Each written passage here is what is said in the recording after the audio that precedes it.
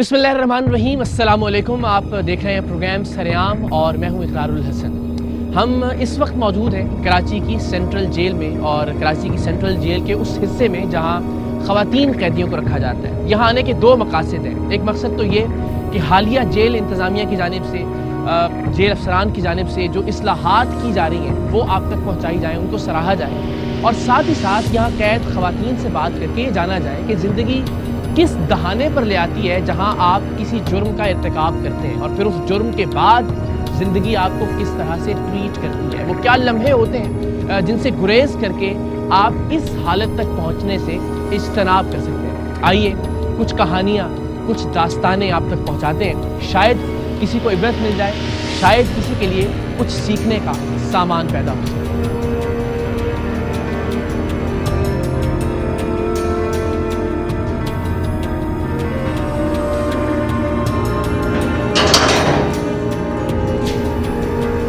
सामने से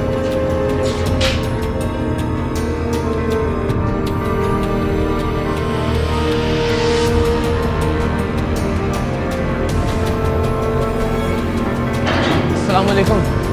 कैसे मिजाज हैं? खैरियत से आप? ठीक ठाक हैं? बहुत मेहरबानी तशरीफ़ का। आपने मुझे बताया कि आपको वो कैनोला के साथ तशरीफ़ लाए हो। तशरीफ़ रखिए प्लीज़। Thank you sir. सबसे पहले तो मुझे बड़ा अच्छा लगा ये देख के कि आप तबीयत की नासाज़गी के बावजूद फ़राइज़ के इनाम देती है और आपको सेहत दे। और जिससे लोग देख रहे हैं उनसे भी एक रिक्वेस्ट कि आपकी सेहतयाबी की। बड़ी ज़िम्मेदारी है और बड़ी अलग सी ज़िम्मेदारी है ख़वातीन की जेल को मैनेज करना। तो अल्लाह ताला ने ज़ाहिर आपको मुंतखब किया इस काम के लिए। ज़ाहिर उनके बच्चे भी हमारे इल्म में आया कि कुछ ऐसी ख़वातीन जिनके बच्चे हैं वो भी यहाँ मौजूद हैं। उनकी तरबियत किस तरह से हो, उनको कैसा माहौल दिया जाए कि वो आगे चल के जराइम की दुनिया से दूर रहें। आपने ज़िम्मेदारियाँ संभालने के बाद से अब तक ऐसा क्या किया कि उन ख़वातीन की ज़िंदगियाँ, उनके बच्चों की ज़िंदगियाँ, उनका ट्रैक ठीक रहे, उनकी समत दुरुस्त रहे, वो कहीं जराइम की दलदल में मज़ीद धंसते ना चले? हमारी पहली कोशिश ये थी कि हम जो है उनको एजुकेशन का बंदोबस्त करें, फीमेल प्रिजनर के अलावा उनके बच्चों की भी। तो उसके लिए एक नर्सरी कायम की गई है जेल में। सही नर्सरी क्लासेस होती है, उसमें बच्चे छोटे जो है 5 साल से लेकर 7 साल तक वो पढ़ते हैं उसको। इसके अलावा लेडीज़ के लिए 2-4 ट्रेड हैं जिसमें उनको वोकेशनल ट्रेनिंग दी जाती है। एम्ब्रॉयडरी की है और टेलरिंग है। इसके अलावा कंप्यूटर ट्रेनिंग भी दी जाती है और फॉर्मल एजुकेशन जो दी जाती है। सही। ये पेंटिंग्स जो हम देख रहे हैं आपको इसकी बात करें, ये प्रिजनर्स आर्ट के नाम से, ये इसकी क्या कहानी है? ये एक फाइन आर्ट की क्लास हमने शुरू की थी पहले से। हमारे IG साहब जो थे, मंगन साहब, उन्होंने शुरू की थी। उसके बाद यहाँ पर हमने उसकी क्लासेस शुरू की, बच्चों की जेल में भी और लेडीज जेल में भी। तो ये एक पेंटिंग्स कैदियों की बनाई हुई है। वाह, आपको खुद ही बड़ी खुशगवार हैरत होती होगी कि इनके अंदर का एक आर्टिस्ट। हमारा दिल मुतमईन होता है कि हम अपनी जो जॉब भी सही कर रहे हैं और कोई कैदी काम सीख के भी जा रहे हैं। और फिर ये एक ज़रिया है कैथारसिस निकालने का। बिल्कुल सही बात है कि वो जो उनके जहन में है, जो उनके दिल में है, वो कम से कम इस पर कैनवस पर वो उसके रंग बखेर दें। और बस आखिर में क्या आपकी सजेशंस हैं? आपने यहाँ पे ड्यूटीज करते हुए क्या देखा कि क्या और किया जाना चाहिए, क्या और बेहतर किया जा सकता है? अगेन स्पेसिफिकली जब हम बहुत कुछ बेहतर किया जा सकता है। सबसे पहले तो ये कि हमारा जो स्टाफ है पहले से जो चला आ रहा है वो लो एजुकेटेड्स। यहाँ पर ये डिपार्टमेंट जो हमारा है इसको बहुत हाई लेवल की ज़रूरत है। जो पढ़े लिखे लोग आए यहाँ पर और वो इनको ट्रेंड करें, ख़ासतौर पर नफ्सियात, माहिर नफ्सियात वगैरह है तो वो उस तरह आने चाहिए, टीचर्स होने चाहिए। सही। इसलिए ताकि जितने भी हमारे पास स्टाफ होते हैं वो सबसे पहले अपना हुलिया सही करें, टर्न आउट अच्छा होगा तो इम्प्रेशन अच्छा पड़ेगा। और मुझे बड़ी अच्छी बात लगी कि जो बाहर जो आपकी हैंड वॉशिंग फैसिलिटी है वो आपने बताया कि कोविड से पहले से यानी प्रोटोकॉल ये है कि आप हाथ धोइए और उसके बाद अंदर आए। अंदर आने के बाद फिर यहाँ बाकायदा एक आईना नस्ब है जिस पर लिखा हुआ है लिबास दुरुस्त कीजिए। तो एक पॉजिटिविटी के साथ आहिस्ता आहिस्ता बिल्कुल यहाँ पे नॉर्मली मुलाकात हो जाए।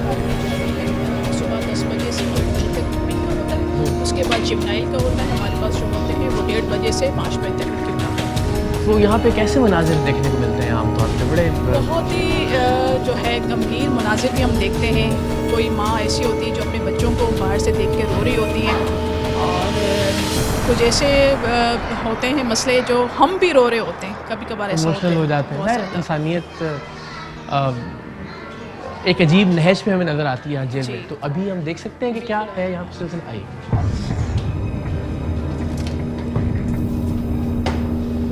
अस्सलाम वालेकुम जी, कैसे हैं आप? ठीक हैं?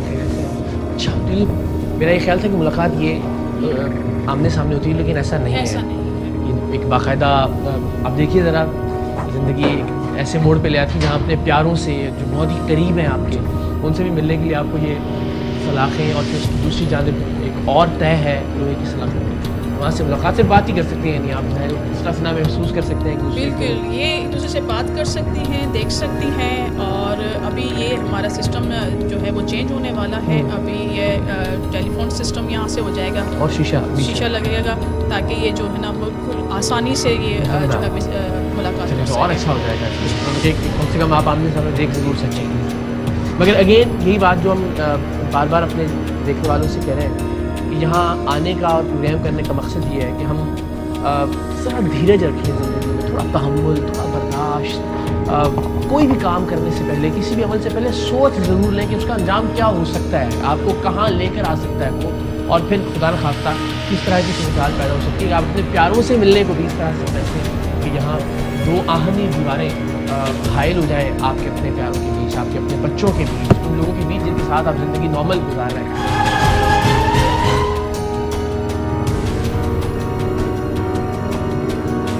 ख़ातिन हज़रात, बड़ा अजीब सा एहसास है। हम बाकायदा तौर पर जेल की बाउंड्रीज़ में, यानी जेल के अहाते के अंदर मौजूद है।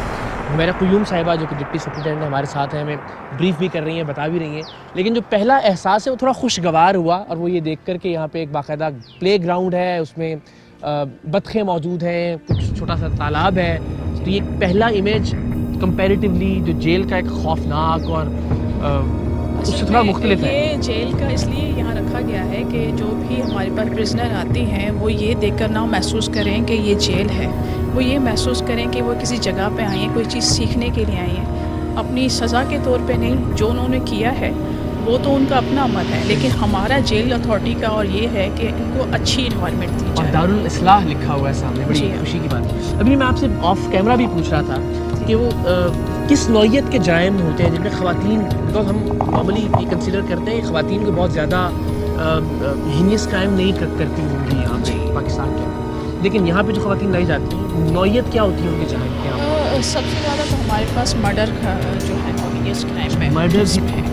ओके जी, उसके अलावा किडनैपिंग में भी हैं, 69B 69C में भी हैं, चोरी के केसेस में भी हमारे पास मौजूद हैं। तो कम वेश वही जराइम जो कि मर्द कमिट करते हैं, वही मर्द कमिट करते हैं। रेशो कम है, ख़वातीन का रेशो कम है।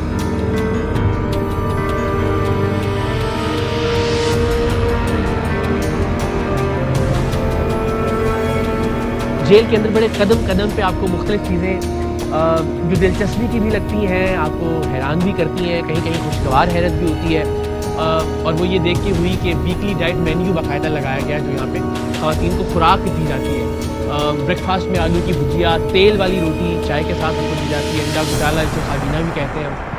अगेन तेल वाली रोटी यानी पराठा, उसके साथ सफ़ेद चने का सालन, और ये पूरा हर हफ्ते का एक मेन्यू है जिसमें मुर्गी का सालन भी है, बछिया का गोश्त भी है, बछिया की बिरयानी भी है, दाल, सफ़ेद चना, आलू का सालन, मिक्स सब्ज़ी वगैरह वगैरह वगैरह। तो ये ज़रा हम पूछते हैं कि ये इसके लिए कोई डाइट के जो एक्सपर्ट्स हैं उनको कंसल्ट किया जाता है या बस? जी, ये डाइट के जो स्पेशलिस्ट हैं वो भी हमारे पास होते हैं, और हमारे इनका 3 मंथ में मेडिकल भी होता है। जो भी इनके पास कुक होते हैं या जो भी यहाँ पर लेबर होती है वो हर 3 महीने इनका चेकअप होता है। हमारे पास डॉक्टर्स हैं, वो भी चेकअप करती हैं। इसके अलावा हमारे जो सुप्रिटेंडेंट साहब हैं वो, और ख़ुद स्पेशली IG साहब इस चीज़ को। और ये खाना तैयार यही किया जाता है? सेंट्रल जेल से तैयार होकर आता है। पहले यहीं तैयार होता था, लेकिन अब सेंट्रल जेल से तैयार होकर फिर यहाँ पे लाया जाता है। अस्सलाम वालेकुम, कैसे हैं आप लोग? ठीक है, माशाल्लाह। कैसे हैं आप? क्या नाम है आपका जनाब? रोहान। मुझे लगता है रोहान खेलते रहता है हर वक्त। क्या पढ़ता भी है? भी आता अच्छा, किस शेप का नाम आता है? मैं कैसे बना के दिखाऊँ आपको? अच्छा चलो, अभी तो मैंने बनाया ही नहीं कुछ। आप क्या? अच्छा जी ये बताएं ये क्या है? वाह, हाथ फेंगे, ये हुई ना बात, क्या बात है। अच्छा जी ये क्या है? अच्छा, और ये क्या है? वाह, बनाने से पहले ही रोहन शाबाश, जिंदाबाद। और किस किस बच्चे को आती है सब चीजें? आपको भी आती है? आपका क्या नाम है? इंशरा। इंशरा, माशाल्लाह। तक आपको अपने नाम का मतलब पता है? क्या? रोशनी। आपको आपके नाम का मतलब पता है? तो सबको तंग करते हैं या खुश रखते हैं? खुश रखते हैं। शरारत तो नहीं करते? पक्की बात है?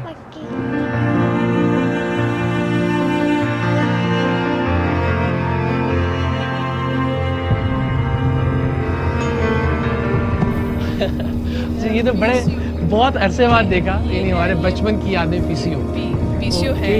यहाँ पर जितने भी हमारे पास प्रिजनर आते हैं उनके 5 नंबर्स हम इसमें ऐड करते हैं, उनके जिनको कॉल कर सकते हैं। यहाँ पे हम देख रहे हैं। अस्सलाम वालेकुम जी, कैसी हैं आप? ठीक है, खैरियत से हैं? आप अपना प्लीज़ कंटिन्यू कीजिए।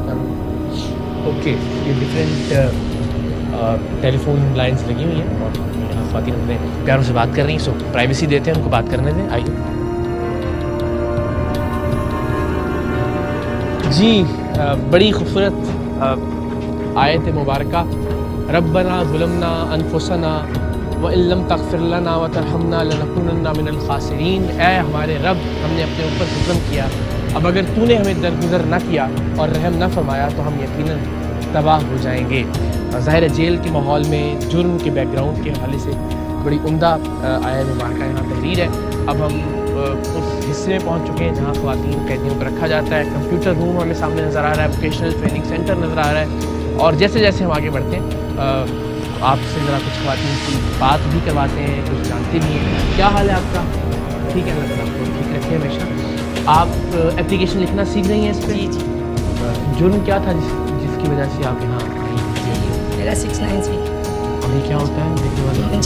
मनशियात। तो अब आपको सज़ा सुना दी गई है? जी, मुझे सज़ा क्या है? 5 साल की सज़ा दी। और आपको कितना वक्त गुजार दिया? 1 साल हो गया। 1 साल आपको? हाई कोर्ट हमारी सुन नहीं है अभी तक। आपको लगता है कि बस आप जल्दी से चली जाएं यहाँ जी, पे? बच्चे भी हैं आपके? जी, बच्चे। उनसे मुलाकात होती है? नहीं, मुलाकात जेल में नहीं बुलाते। अच्छा, आप बुलाते नहीं उनको? जी नहीं। ताकि वो इस माहौल से दूर रहें? जी जी, ये वजह है। आपने कब से अपने बच्चों को नहीं देखा? 1 साल हो गया। 1 साल से मुलाकात हुई ही नहीं? नहीं।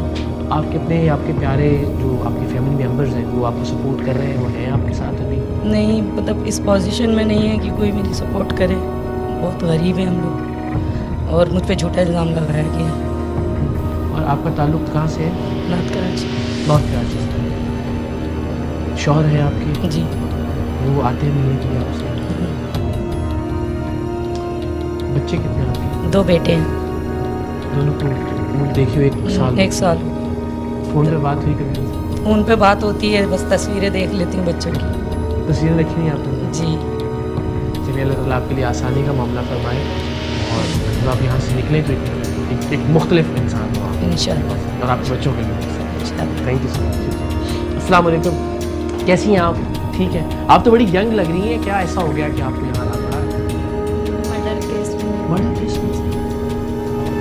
क्या इल्ज़ाम है आप पे? मर्डर का है। 302। किसकी मर्डर? मेरे हस्बैंड। और आपको सज़ा सुना दी गई? जी। सुनाई गई? 1 साल हो गया। 1 साल। क्या सज़ा है? सज़ा है मौत।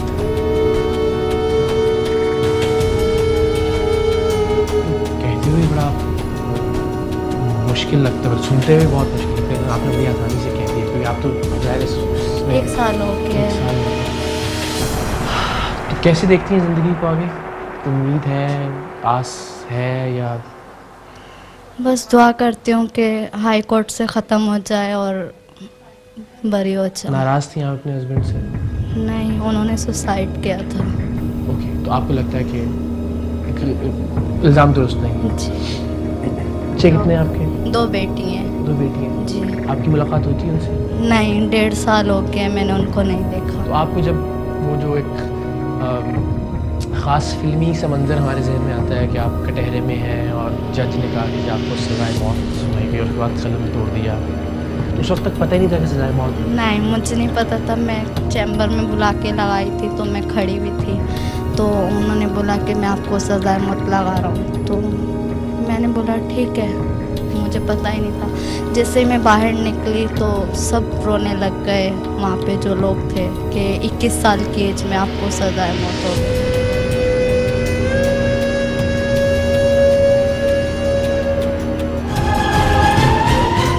ख़वातीन की इस जेल से सज़ाए मौत की कोई हिस्ट्री है? किसी खातून को सज़ाए मौत दी गई हो इन एक्चुअल? नहीं, इस अभी तक नहीं हुआ। 1993 से 1993 से कायम है और तब से अब तक किसी भी खातून को सज़ाए मौत की सज़ा सुनाई ज़रूर गई इस तरह की, मगर उस पर अमल दरामद। क्या हाल है आप लोग? खैरियत से? तशरीफ क्या? अच्छा अच्छा। तो ये तो बड़ी जदीद मशीनें लग रही हैं हमें सारी। जी हाँ, यहाँ पर हमने पूरी जदीद मशीनें बैठिए लगाई प्लीज़, आप हैं। अपना काम करें आप लोग। और ये मैडम शिबा जो हमारी DIG साहिबा हैं, ये सब उनकी बड़ी ख्वाहिश होती है कि यहाँ पे जितने भी इनमेट्स हैं वो कुछ ना कुछ सीख कर बाहर जाएं और अपने बच्चों को जो है ना वो अपनी हेल्प कर सकें, बच्चों की हेल्प कर अगेन सकें। जब वापस जाएं तो भी अपने पैरों पे खड़ी हो इस सकें। जेल में जितनी भी आप चीज़ें देख रहे हैं कि ये मैडम शिबा जो है हमारी DIG साहिबा, उनकी बड़ी एफर्ट्स हैं। कंट्रीब्यूशन है। सलाम है जी आपको, कैसी हैं आप? खैरियत से हैं? बिल्कुल ठीक ठाक हैं। तो क्या आपको टीवी पे देखा था, आज देख लिया रियल में। अच्छा चले, तो कब से हैं आप यहाँ पे? 13 साल से। 13 साल से? लेकिन आप 13 साल से यहाँ पे? अगवा बराए तावान का केस डाला था, सिर्फ अगवा था। वो लोग अच्छा ला के मेरे घर पे रखा था, मेरे घर पे रखा था। मानती हूँ कि मैंने घर पे रखा था, लेकिन खुदा गवाह में उठाने नहीं गई। लड़का उसको भी सजा दे दी, मुझे भी। कोई मेरे पास अल्फाज नहीं है कि मैंने ये 13 साल किस तरह काटे और उस गुनाह की जो मैंने किया भी नहीं। हो सकता है कि मुझसे बहुत गुनाह हो गए होंगे, लेकिन मैंने ये गुनाह नहीं किया। आपकी उम्र क्या थी जब आपको कैद किया गया? 20 साल। 2008 में हवाब रहता वानिया 25 औरतें थी, उनमें से आज कोई भी नहीं है, इसलिए कि उनके पीछे भाई है, बाप है, मेरे पीछे कोई नहीं है। मैंने सिर्फ अल्लाह को पकड़ा है। अल्लाह मुझे, तू जज बन जा, तू ही मेरा वकील बन जा। कोई खानदान में से ऐसा शख्स नहीं है जो नहीं करता कोई भी।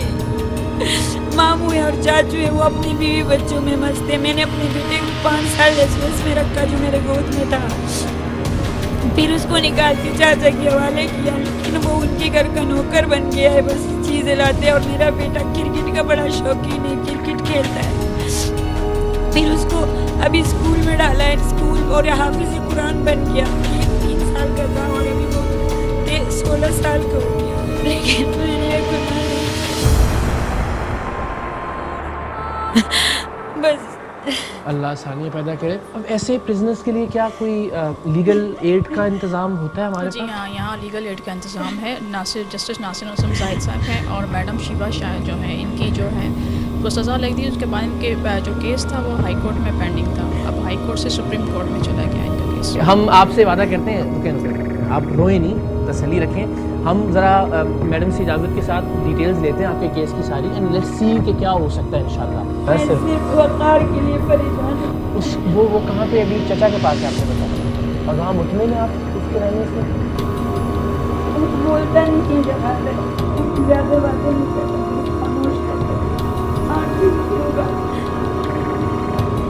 पर वो दिन भर खामोश करता है। वो पीछे लाता है, मुझे गले लगाता है और कहता है मैं अपने ज़िंदगी का बाप, लेकिन मैं अपनी ज़िंदगी में मुझ से पहले अपने बच्चों को देखता हूँ। मेरे को 18 साल हो गए नहीं समझा।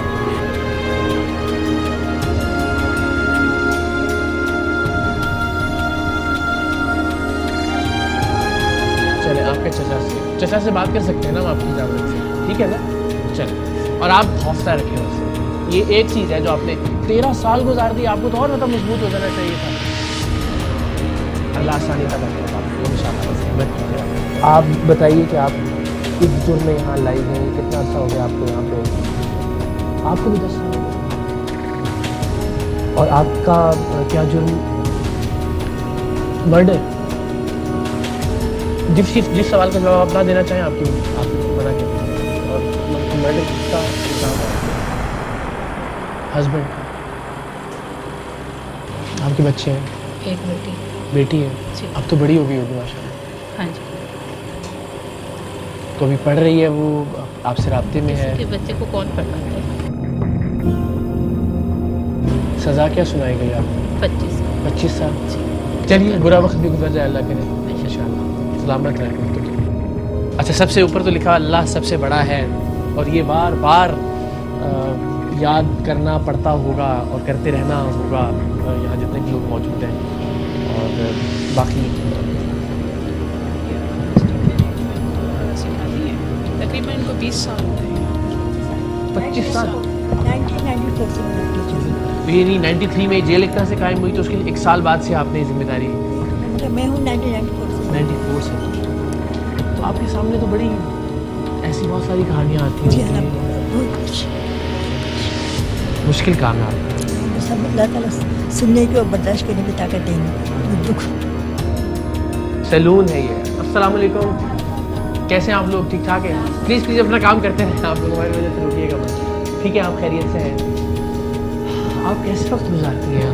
हमारे लिए तो लिटरली पैर बोझल हो गए हैं कि हम आगे कैसे बढ़ें। मैं सबसे बड़ी ये चीज़ कहना चाहती हूँ कि जब से मैं इस डिपार्टमेंट में आई हूँ, मैंने एक भी ईद अपने फैमिली मेम्बर्स के साथ नहीं की, और यही मेरे लिए, मैं ये समझती हूँ ये मेरे फैमिली मेम्बर्स हैं। किसी को खुशी देना ही बहुत बड़ी चीज़ है। ऐसे लोगों को जिन पे अल्लाह ने इम्तिहान और आजमाइश डाली है, जी, अल्लाह ताला इसकी जज़ा और सिलसिला आपको भी दे, आपके अफसरान जो काम करते हैं उनके लिए बहुत सारी चीज़ें। कैसी हैं आप? खैरियत से हैं? ठीक ठाक हैं? बहुत बहुत शुक्रिया, हमें आपसे मिलने का बहुत अच्छा, इश्तियाक रहा बहुत, आपका क्योंकि शुक्रिया। मैं जुम्मे वाले दिन आपका कोई प्रोग्राम नहीं छोड़ती हूँ, तकरीबन हमारी पूरी बैरिक। चलें, जिंदाबाद। थैंक यू जी, आप सबका शुक्रिया। तो आप पे क्या जुर्म? मेरे पर 9C का केस है, लेकिन झूठा है। मुझे पुलिस लेके गई है घर से, और नारकोटिक्स ने मुझे 25 साल की सज़ा दे दी है, और मैं 9 सालों में मुझे 8 साल पूरे हो गए। जो अदालत है वहाँ जी। से आपको 25 साल की जी। सज़ा। कितने साल से? मुझे 8 8 साल पूरे हो गए, 9 साल स्टार्ट है मुझे। उस 25 साल की सज़ा में जो आपको सुनाई गई, आपने फिर अपील की? जी, अपील की। एक तो वकील सही नहीं होते, एक मेरी रिक्वेस्ट है जजों से और वकीलों से, अल्लाह के वास्ते हम वैसी तकलीफ में हैं, खुदारा हमारे को और तंग नहीं करें है कि हम लोग 8-8 साल इतना पैसे मतलब जोड़ के मैंने अपने बच्चे के ऑपरेशन के पैसे जमा करके वकील को दिए, उसने मेरा कुछ काम नहीं किया। हाई कोर्ट से बरकरार करवा के मुझे सुप्रीम कोर्ट में पहुंचा दिया। लेकिन ये कि हमारी फैमिली में मेरे बच्चे हैं, 2 बेटे 2 बेटियाँ हैं, वो लोग आते हैं मेरे पास। जी, मेरी माँ जब नहीं होते तो मुश्किल है बच्चों की तरबियत और तालीम। तो अभी क्या उम्रें क्या है उनकी, अगर आप बताना चाहें? अगेन जो आप नहीं 20 साल, एक की उम्र, एक की 18 साल है, बेटी मेरी फर्स्ट ईयर में पढ़ रही है। आप तो मतलब बड़ी छोटी उम्र में छोड़ के आए? जी, 8 साल पहले 9 साल पहले आप पीछे जाएं तो वो इतने से थे, आज मेरे बराबर हो गए, इतने बड़े मेरे कद के बराबर हो गए। मैं चाहता हूँ घर में गुजारूँ तो मेरा सहारा बने। कभी अब तो इतना मतलब बोलता है कि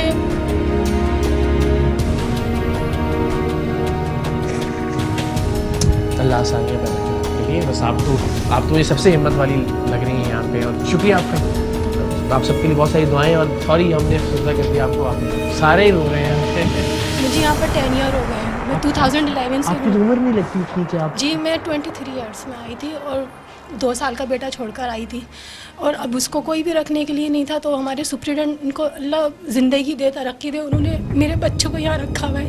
वो SOS विलेज में भेजना के लिए कुछ कागजात के मसले हैं। तो इकरार भाई, मुझे आपसे ये कहना है कि हम क्रिमिनल्स नहीं हैं। जो क्रिमिनल्स होते हैं, कानून उनके लिए नहीं है, कानून हमारे लिए है। और इकरार भाई, जो पैसे वाले हैं, हम देख रहे हैं बाहर की किस तरह से वो अपने आप को सेफ कर रहे हैं। हमारे पीछे कोई भी नहीं है। मेरे फादर खुद पुलिस में थे, मुझे 80 साल की सज़ा है मेरे मर्डर केस में, जबकि मैं खुद चश्मदीद गवाह थी, और मुझे ही मैन वो बना दिया। जो लड़का था वो वहाँ पर जॉब के लिए आया था, मुझे कुछ भी नहीं पता था, मैंने अपनी आंखों से देखा, सिर्फ गलती ये थी। मेरे सब घर वालों को उठाया, मेरे फादर उस वक्त बहुत बीमार थे, मुझे इतना मजबूर कर दिया गया कि सारा इल्ज़ाम मेरे ऊपर डाला। आज मेरा बच्चा 13 साल का हो गया, मेरी बराबर का हो गया। तो छोटा सा छोड़ कर आई थी, मेरी वालिदा बीमार है, मेरे पीछे कोई भी भाग तोड़ करने वाला नहीं। इकरार भाई, मैं ये चाहती हूँ आप जजिस को बोले जो पुराने केसों पे नजर सानी करें। आप जाकर प्लीज़, आपकी सुनेंगे। आप इकरार भाई, आपने अल्लाह पाक ने इज्जत दी है, इज्जत और जिल्लत देने वाला रब है। अगर हम आज यहाँ पर हैं कि हम क्रिमिनल नहीं है, गलती से अगर आ गए तो ज़रूरी नहीं कि यहाँ पर सब गुनाहगार हैं।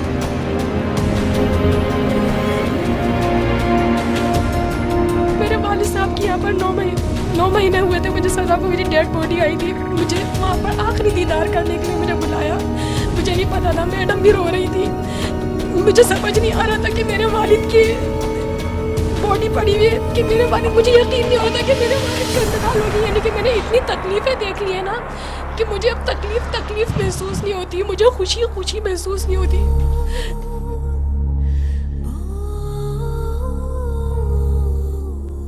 मैंने यहाँ पर तकरीबन सारे तो बहुत बुला लिया, हम चाहते हैं रात में ज़िंदगी में इकरार भाई रोना ही लिखा हुआ है, पता नहीं खुशी और हंसी कब आएगी कुछ नहीं पता।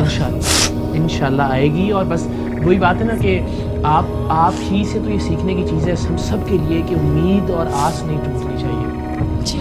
फिर वही बात है कि हम देखें, हम ज़ाहिर को फैसला नहीं सुना सकते, ना ही हम ये कह रहे हैं कि मिनो इन मान लिया जाए जो भी कोई कह रहा है कि मैंने जुर्म नहीं किया उसकी इस बात को। लेकिन ये बात तो ठीक है बदकिस्मती से इस मुल्क के अंदर के जो वाकई क्रिमिनल होते हैं, जो माफियाज हैं, जो नेटवर्क्स हैं जराइम के, उनके तो हाथ बड़े तगड़े होते हैं, उनके पास तो एक से बढ़कर एक वकील है, उनको पता है कि किस तरह से कहाँ से बचकर निकलना है, कौन सा कानूनी दाव पेच खेलना है, तो ज़रा आसानी से निकल आते हैं बाहर।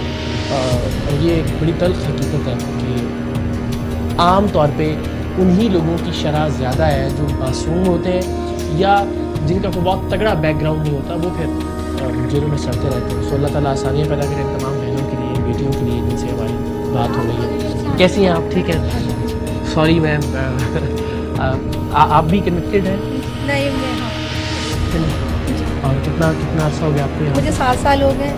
आपको भी 7 साल? जी, मेरे शौहर भी मेरे से बंद थे, उसकी डेथ हो गई जेल में।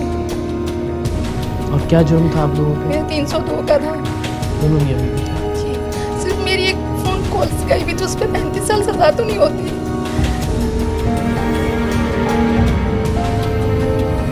वकील अच्छा दिया आपने? क्या वकील ऐसे होते हैं, पैसे दो चाहते हैं, हम लोग तो यहाँ बंद हैं, फैमिलियों को पता नहीं है किस वकील को पैसे देने किसको नहीं देने। 5 बहन हैं, मेरे 3 बच्चे हैं। जब मैं आई थी छोटी वाली बेटी 3 साल की थी, अभी माशाल्लाह 10 साल की है। बेटे को पैलेट बनाना चाहती थी, मकैनिक की दुकान पे लग गया मैट्रिक करके कि अपनी बहनों का सहारा बने।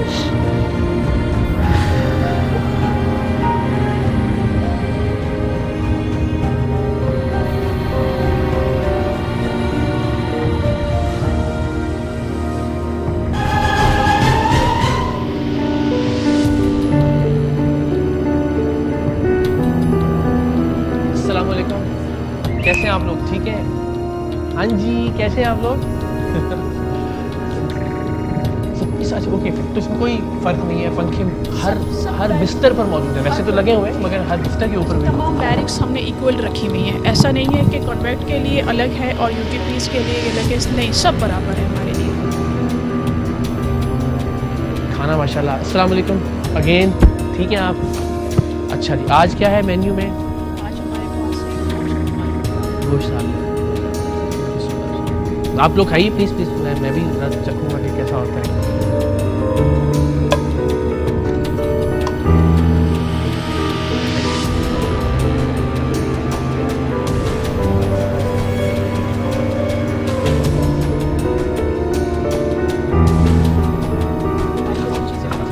प्लीज़ सही डिस्पेंसरी है। कैसी हैं आप? ठीक हैं, खैरियत से हैं? मैं बिल्कुल ठीक ठाक। अच्छा माशाल्लाह, कैसे ठीक है डॉक्टर साहब आप? तो कब से कब तक होता है यहाँ पे? आप तशरीफ़ रखिए प्लीज़।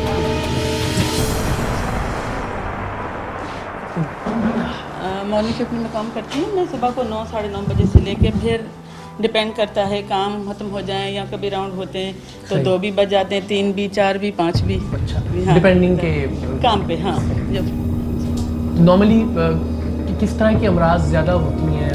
वैसे तो हमारे पास जो ऑलरेडी डायबिटिक और हाइपरटेंसिव पेशेंट हैं, ज़ाहिर परेशानियाँ ज़्यादा हैं, वो भी हैं। कुछ होते हैं जिनका बाहर से ही जो है ऑलरेडी ट्रीटमेंट पे होते हैं, ओल्ड एज जो होती है स्पेशली, तो उनकी होती तो फिर उनका फॉलोअप वगैरह रेगुलर बेसिस पे होता है, उनका ट्रीटमेंट वगैरह।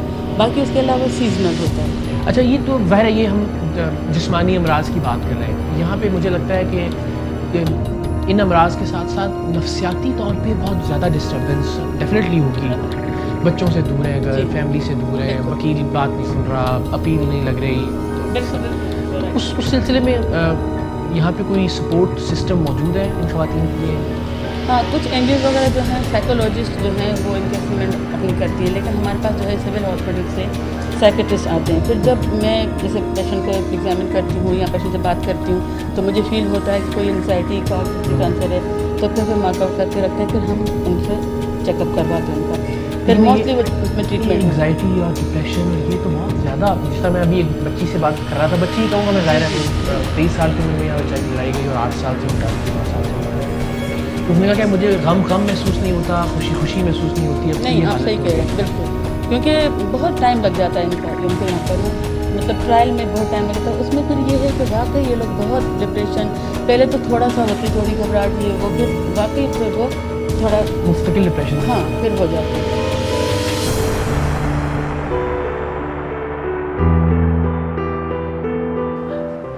अस्सलाम वालेकुम, कैसे हैं आप लोग? खैरियत से हैं? अच्छा, वाह, बच्चे भी पढ़ रहे हैं।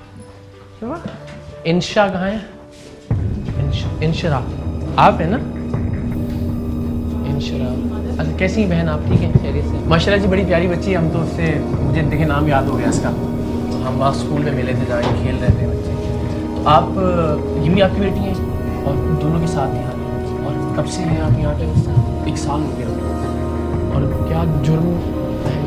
मेरे ससुराल वालों ने मुझ पर इल्ज़ाम लगाया था हस्बैंड की मर्डर का, लेकिन उनकी नेचुरल डेथ थी, तो ससुराल वालों ने पहले मुझसे बच्चे मांगे कि हमें बच्चे दे दो, हम केस वापस ले लेंगे। 1 महीने के बाद FIR उन्होंने दर्ज करवाई और फिर मैंने कहा नहीं, मेरे पास मेरे पेरेंट्स नहीं है, मेरे कोई नहीं है, मेरा ना मेरे बहन भाई हैं, ना मेरे घर वाले, कोई भी नहीं, मैं अपने बच्चे नहीं दे सकती। उन्होंने कहा ठीक है, आप नहीं देंगे तो फिर हम आपके साथ बहुत बुरा करेंगे, इससे ज़्यादा बुरा करेंगे।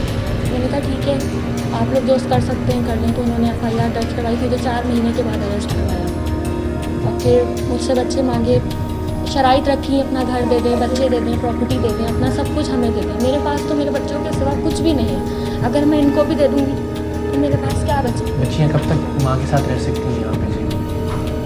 10 साल का। 10 साल तक। और अभी इंशा की उम्र क्या होगी? इंशा भी 6 years।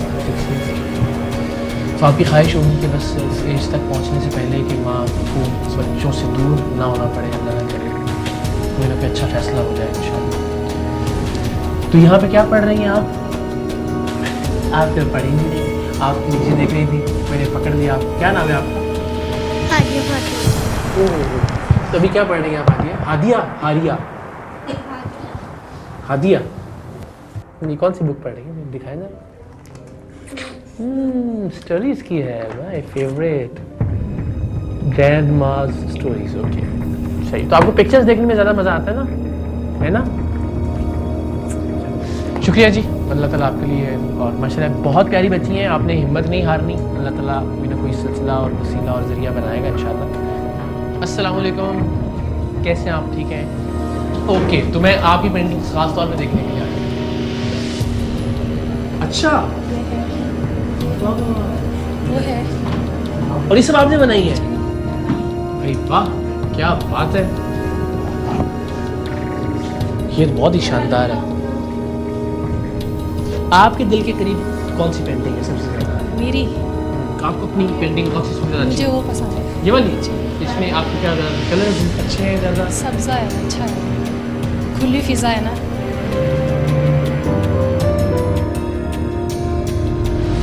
तो हम एक बार फिर शुक्रिया अदा करते हैं ख़ास तौर पे आपका, आपके पूरे स्टाफ का, कि कम से कम जो मसाइब हैं, परेशानियां हैं, इनकी ज़िंदगी के दुख हैं, उनको किसी हद तक सही कम करने की कोशिश आप लोग कर रहे हैं। और यहाँ जिससे भी हमने बात की, बात बाद में होती है और आंखों में आंसू पहले आ जाते हैं। हैरत है इस निज़ाम इंसाफ पर, इस निज़ाम कानून पर, जिससे हम भी रोज़ाना गुजरते हैं। आप जानते हैं कि प्रोग्राम सरेआम के हवाले से हम पर भी बहुत सारे मुकदमात बने, अदालतों में हम भी देखते हैं कि क्या गुजरती है, कई बरस केस का फ़ैसला ही नहीं सुनाया जाता। ख़वातीन के लिए अगर कुछ अलग अदालतें कायम की जा सकें, या कम से कम ख़वातीन के केसेस की जो प्रोसीडिंग्स हैं उनका कोई वक्त मुकर्रर कर दिया जाए कि जल्द से जल्द उस पर कोई फ़ैसला सुनाया जा सके। कोई ना कोई रियायत ज़रूर बरती जानी चाहिए इस मुआशरे में ख़वातीन के केसेस के हवाले से। इसलिए जिस तरह मैंने पहले भी अर्ज़ किया कि यहाँ पे सिर्फ एक औरत की ज़िंदगी का सवाल नहीं होता, उस औरत से मुंसलिक पूरे ख़ानदान का, और ख़ास तौर पे उस औरत के बच्चों की ज़िंदगी का, उस औरत के बच्चों के फ्यूचर का, उनके मुस्तकबिल का भी सवाल होता है। सो आज शायद कुदरत हमें यहाँ इसलिए लेकर आई कि हम ये बात पहुँचा सकें अरबाब इख्तियार तक, अरबाब इक़्तिदार तक। शायद कभी कोई फ़ैसला हो सके कि जिससे यहाँ पे जो कैद ख़वातीन हैं उनकी ज़िंदगी में कोई फ़र्क पैदा हो सके, उनके बच्चों की ज़िंदगी में कोई फ़र्क पैदा हो सके, उनके ख़ानदान वालों की ज़िंदगी में कोई फ़र्क पैदा हो सके, और वो लोग जो देख रहे हैं इस वक्त टेलीविज़न, उन सब Fly with PIA and save gold. Register now. Scan QR code and register yourself to get gold and loyalty benefits. Powered by ARY Sahulat Wallet.